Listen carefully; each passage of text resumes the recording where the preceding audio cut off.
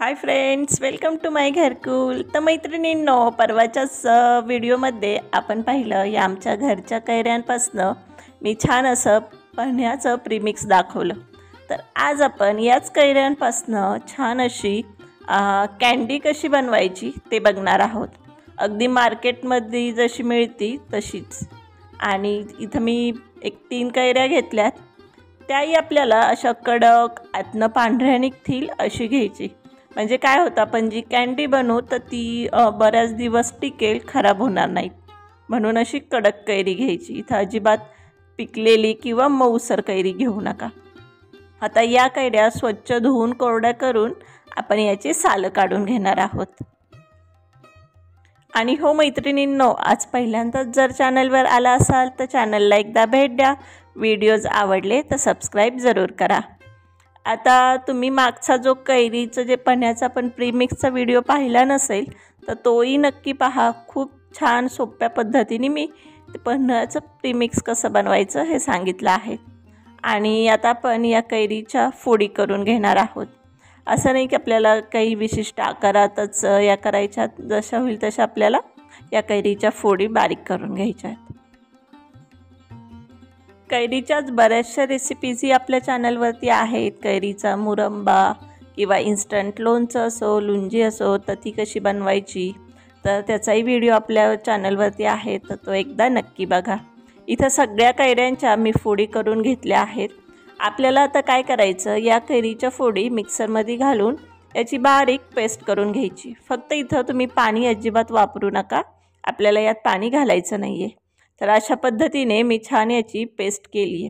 काही जर मोठे तुकडे राहिले असतील तर ते काढून घ्या, म्हणजे आपली जी काही कँडी असेल ती त्याच्यामध्ये ते सुकायला वगैरे वेळ लागेल.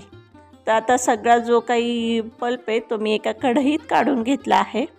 आणि आता इथं 1 वाटी हा पल्प आहे, तर तेवढीच 1 वाटी इथं मी साखर घेतली. आता हा आमचा केसर आंबा आहे, त्यामुळं तो काही इतका आंबट नाही आहे. जर कैरी आंबट असेल तर जरा जास्त साखर घ्या. त्यात मी अर्धा चमचा आपलं साधं मीठ आणि पाव चमचा आपलं जे काळं मीठ असतं ते घातलं आहे. आणि एक अर्धा चमचा जिरे पावडर घातली. भाजलेल्या जिऱ्याची पावडर आहे, याने चव खूप छान लागते. आणि एक पाव चमचा लाल तिखट. म्हणजे काय होतं, ही आपली कँडी आहे ना, अशी छान चटपटीत, थोडीशी तिखट, गोड, आंबट अशी लागते. आता हे सगळ्या जिन्नस टाकल्यानंतर आपण याला गॅसवरती ठेवणार आहोत आणि छान परतून घ्यायचं. म्हणजे याची जी साखर आहे ती आपल्याला सुरुवातीला विरघळून घ्यायची. तर यावेळेस गॅसची फ्लेम काय करायची, लो टू मीडियम ठेवायची. एकदम हाय फ्लेमवरती ठेवू नका, मिश्रण आपलं करपेल. आणि याला काय करायचं, सतत हलवत राहायचं आपल्याला. आपण ही जी कैरीची जी कँडी बनवतोय तर ती आपण साठवून ठेवणार आहोत. त्यामुळं इथं पाण्याचा थोडाही अंश ठेवू नका किंवा कैरी वाटताना थोडंही पाणी घालू नका. म्हणजे काय होतं, आपली ही जी कँडी आहे जास्त दिवस टिकेल. आता तुम्ही पाहू शकता इथं छान आपली साखर विरघळली आणि मिश्रण असं थोडी उकळी फुटती आणि घट्ट होत चाललं आहे. तर याला खाली लागू नये म्हणून आहे ना, सतत तुम्ही हलवत जा. आता इथं मी खाण्याचा 1-2 चिमूट रंग वापरला आहे. हा अगदी ऑप्शनल आहे, तुम्ही नाही वापरला तरी चालेल. आणि याला आता आपण मिक्स करून घेऊयात. म्हणजे अगदी बघा, जशी मार्केटमध्ये किंवा महाबळेश्वरला वगैरे तुम्ही गेला, कोकणात गेलात, तसे छोटे छोटे याचे पॅक मिळतात. ह्या कँडीज असतात एक प्लॅस्टिकच्या ह्याच्यात रॅप केलेल्या.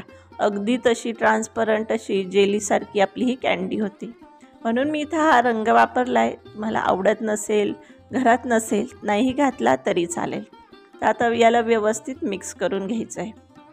सगळं जे आपली रेसिपी डिपेंड आहे की आपण याला किती वेळ शिजवतो आहे. आपल्याला याला पूर्ण असं घट्ट करून घ्यायचं आहे, म्हणजे ती जास्त दिवस टिकेल. आता इथं आपलं मिश्रण परफेक्ट झालेलं आहे. जशी साखर बघा तुम्ही कढईला सोडत जाती, तर तसंच याला परतून घ्यायचं आहे.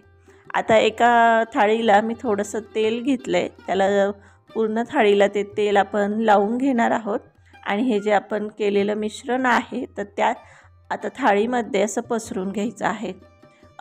फक्त तुम्हाला कुठल्या किती जाडीचं वगैरे ही कँडी हवी आहे तेवढं तुम्ही इथं मिश्रण असं पसरू शकता.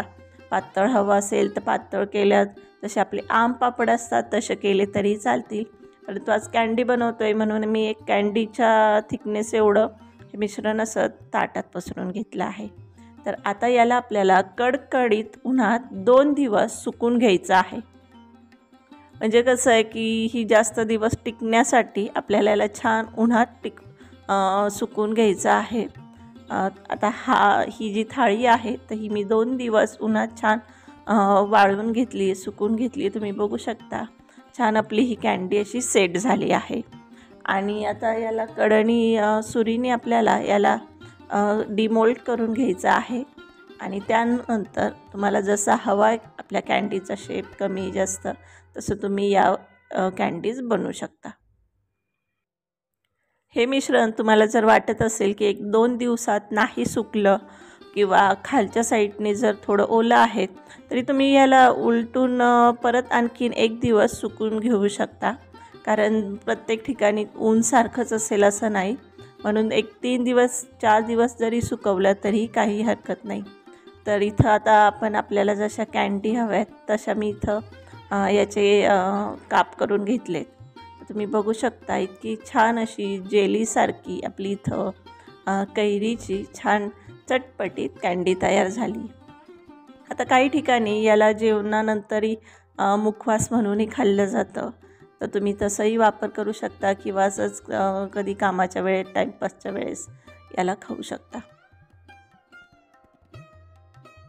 आता ह्या अशाच कँडी तुम्ही एअरटाईट डब्यामध्ये 1 महिना ह्या बाहेर राहू शकतात, परंतु जास्त ठेवायच्या असतील तर फ्रीजमध्ये तुम्ही याला ठेवून द्या, ह्या चांगल्या राहतील। आता अशाही ठेवू शकता किंवा मार्केटमध्ये जे जेलीचे चॉकलेट्स येतात की ज्याला साखरेचं कोटिंग असतं तसं करायचं असेल तर मी इथं थोडी अशी जाडसर अशी पिठी साखर बनवली, खूप बारीक नाही, थोडीशी जाडसर ठेवायची आणि ती या कँडीला अशी कोट करून घ्यायची, म्हणजे अगदी जशी मार्केटमध्ये मिळते तशी ही कँडी आपली तयार होती। आणि तुम्ही असं करूनही ह्या स्टोअर करून ठेवू शकता।